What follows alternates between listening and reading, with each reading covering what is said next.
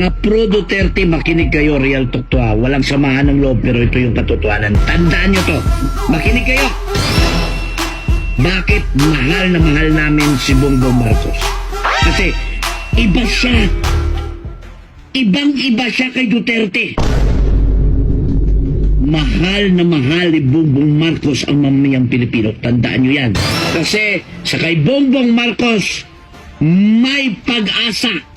Binoto namin si Bongbong Marcos kasi pinaasa niya kami na maging 20 kilos yung bigas.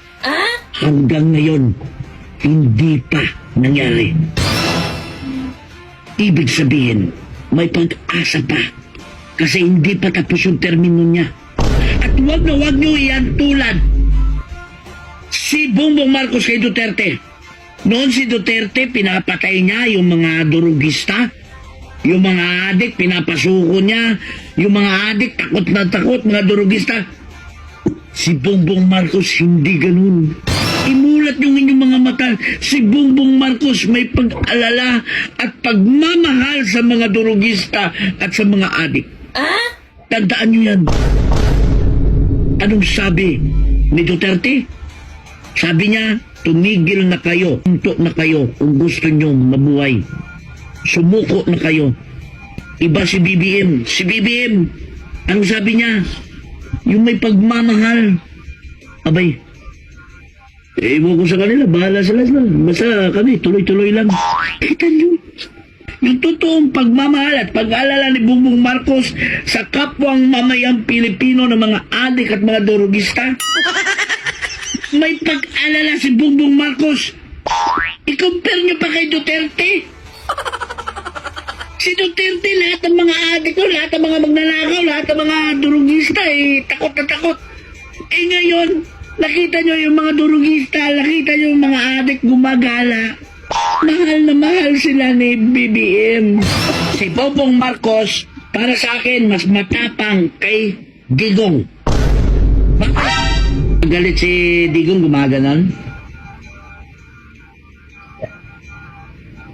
Ibahin nyo si BBM. Si BBM, hindi pa galit. Gumaganon na yung bunganga. Hindi pa galit yun ah. Ito tandaan nyo. Mas matalino si BBM kaysa kay Duterte. Bakit? Pag-upo na pag-upo ni Duterte, anong ginawa ni Duterte? Marami siyang ginawa. Marami siyang mga proyekto. Maraming mga benepisyo yung ginawa niya. Marami kang makita. Pero si BBM, mas madunong yan. Mas matalino yan kay Duterte. Ilang taon na, wala pa tayong nakita. Pero, nagtatrabaho siya. Ganun tatalino si BBM.